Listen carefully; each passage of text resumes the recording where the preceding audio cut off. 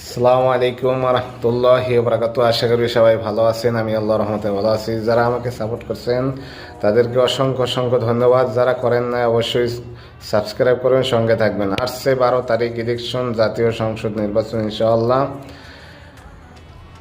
এবং দেশ এবং জাতি এবং বাংলাদেশকে রক্ষার্থে সৎ ও যোগ্য নেতৃত্ব দরকার। সেটা হলো বাংলাদেশ জামাত ইসলামের কে ভোট দিলে শত যোগ্য নেতৃত্ব পাওয়া যাবে ইনশাআল্লাহ। আপনারা জানেন ডাক্তার, অধ্যাপক, প্রফেসর, বড় বড় আলেম, সেটা হয়তো জামায়াত ইসলাম বাংলাদেশে আছে, আর কোনো হানি নাই। অবশ্যই তাদের ভিতরে সৎ ও যোগ্য নেতৃত্ব আছে। এটা অতীতেও পরীক্ষিত, এখনও পরীক্ষিত, ভবিষ্যতে ইনশাআল্লাহ।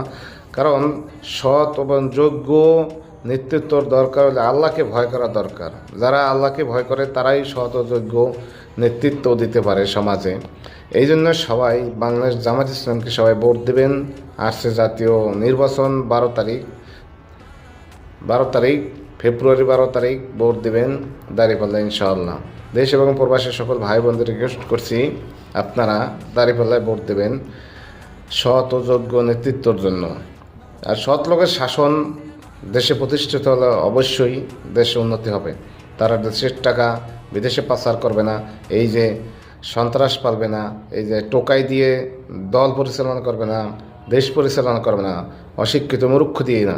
অতএব যেই সমাজ মূর্খ অশিক্ষিত সমাজে নেতৃত্ব দেব, ওই সমাজ অবশ্যই ধ্বংস হয়ে যাব। কারণ ওই সমাজের নেতৃত্ব হলো অশিক্ষিত।